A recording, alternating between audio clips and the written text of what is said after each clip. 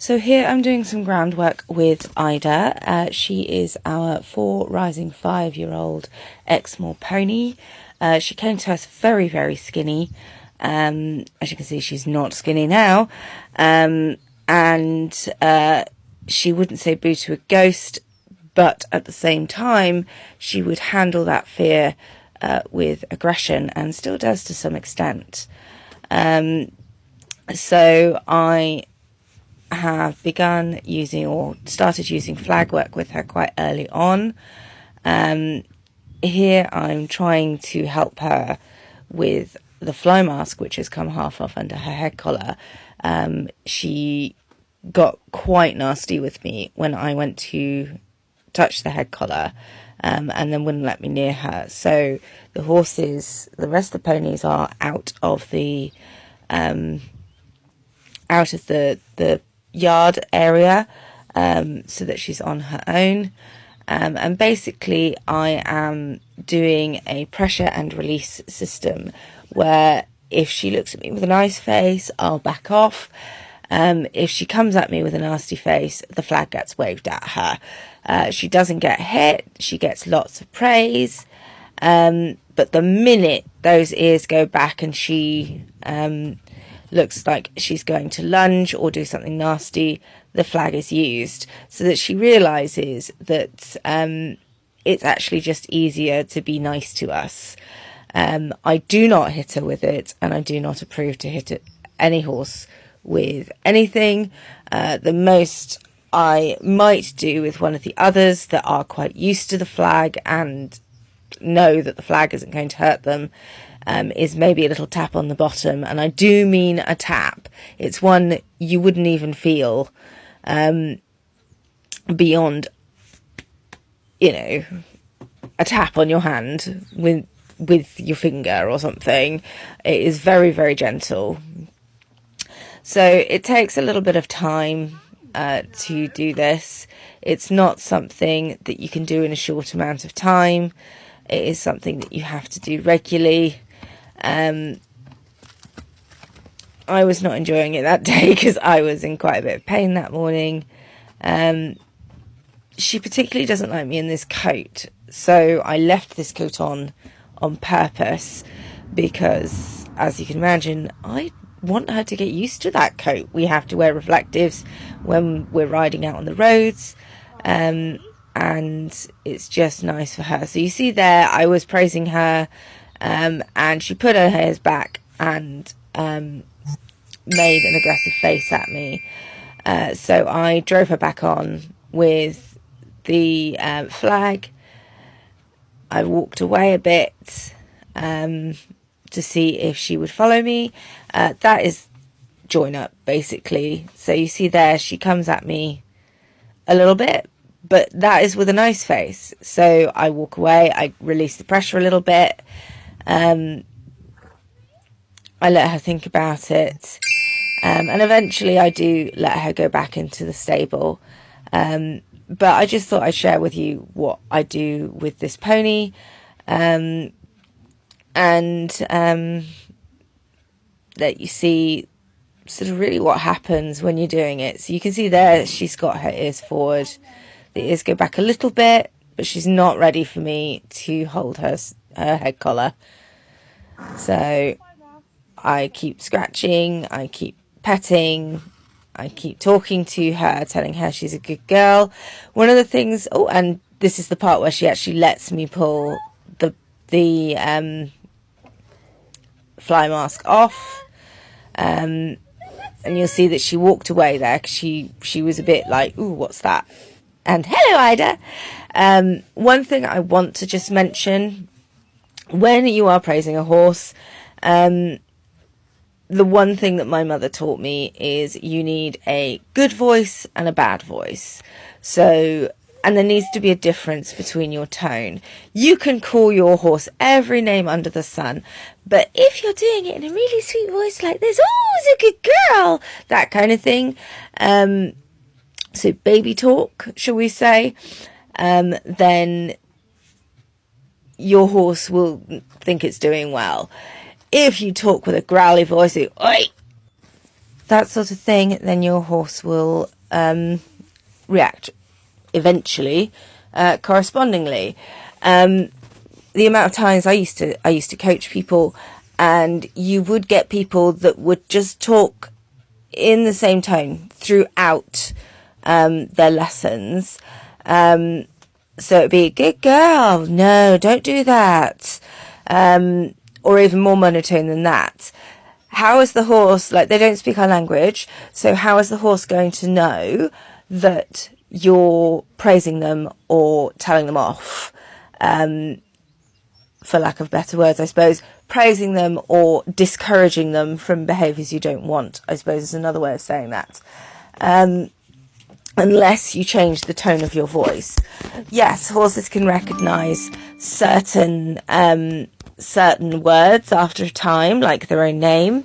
Ida is exceptionally intelligent, which is why I do think that this aggression was caused by someone.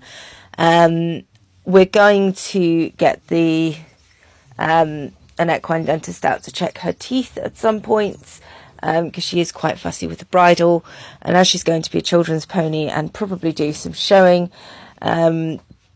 maybe with a slightly taller adult, not necessarily a heavier adult, because my cousin doesn't weigh anything, depressingly, but I wish I still didn't weigh anything, but she will need to have a bit in her mouth. But I want to get it checked that she doesn't have any wolf teeth in the way of the bit. She doesn't seem to mind the bit once it's in. It's more when you're putting the bridle on that's the problem, particularly when you're fussing around her ears, which gives me the impression that potentially this poor pony has had her ears twitched. So for those who don't know, it is common to twitch a nose, which is where you take the nose, you pinch it sort of behind the sort of front muscles, I guess, sort of like behind the lip per se, and you might get a piece of string or there's a metal contraption, and you tighten it round that.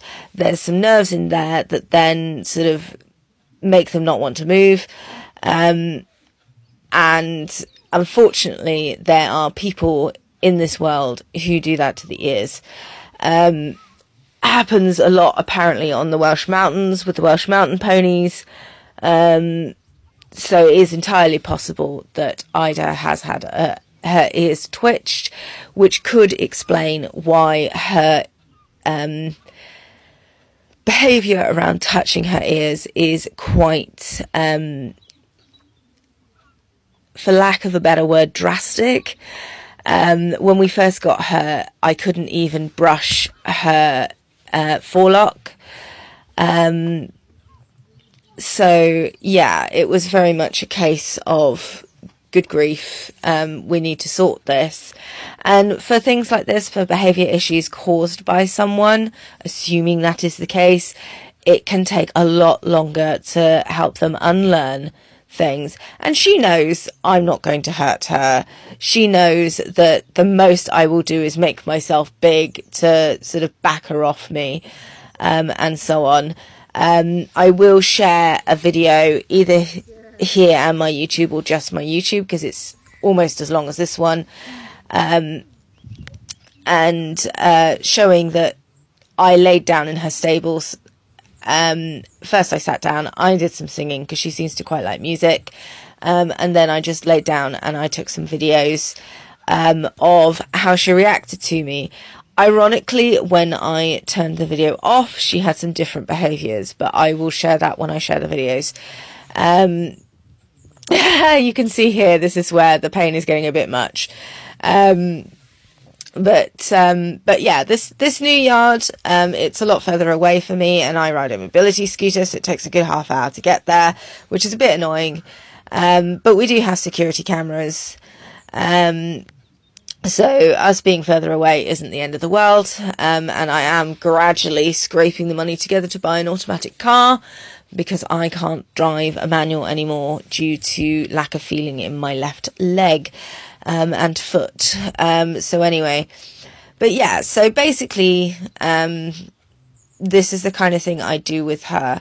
I will try and video every time I do this to see if we can display a change in her behaviour, because the more you do this with horses who have issues of this nature, the more they will get used to you, they will get used to what you want from them, and that you're not a threat to them, nor do you put up with what Ida does, which is baring teeth and lunging at you. She doesn't rear and paw, she literally just bares her teeth and lunges at you. So it is a very unwanted behaviour. She will often as well turn around and double barrel you, which is where for those who don't know what a double barrel is, where she turns around and kicks you with both legs. I have been on the other side of that. I can't move as fast as I used to. I used to be able to dodge such things, because I'm used to knowing when that behaviour is about to happen with any horse usually. But I can't move very well anymore. So I had to raise my arm to protect my face, and I got a very nasty bruise on one arm and on my hip. This has only happened once where she's actually connected. It was on my birthday, 2 weeks after we got her, and I was trying to feed everybody. The stable didn't have a yard like this where I could keep the horses away whilst I made the feeds. I literally just had to come out the tack room door, and there she was. And she did run away as soon as she did it. So it was a fear response. She was frightened. She has done it since, but it's usually further away. She doesn't tend to do it close enough to connect now. So I don't genuinely think she wants to physically hurt you, because even the teeth and lunging is always further away. She doesn't get right in your personal space. She gets close enough to intimidate you. But at the same time, it's not a behaviour that should be encouraged, as you can tell. So it's a work in progress. This is a bit of a long one, but I do hope you found this interesting.